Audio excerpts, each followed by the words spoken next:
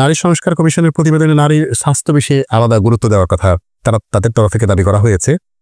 নারী স্বাস্থ্য নিয়ে স্বাস্থ্য কমিশনের অবস্থানটা কি?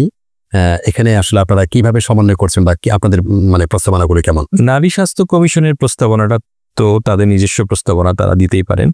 নারী স্বাস্থ্য কমিশনের সাথে স্বাস্থ্য খাত সংস্কার কমিশনের মিটিং হয়েছে।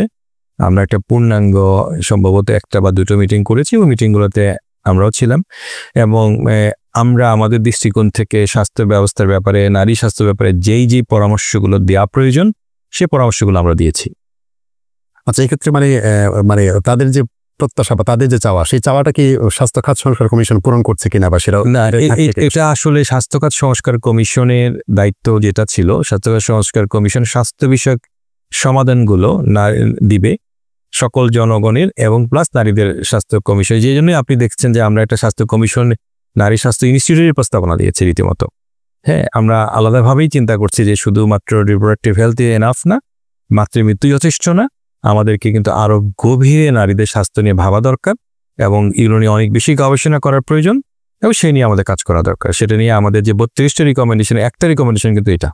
সুতরাং ওই বিষয়গুলোর সাথে আমাদের কনফ্লিক্টে জড়ানোর কিছু নেই, কারণ ওই বিষয়টা হলো যে নারী স্বাস্থ্য কমিশন যে প্রস্তাবনা, নারী কমিশন যে প্রস্তাবনা দিয়েছেন সেটা তাদের প্রস্তাবনা, কিন্তু আমরাও বিষয়টাকে যথেষ্ট গুরুত্বের সাথে দিয়েছি।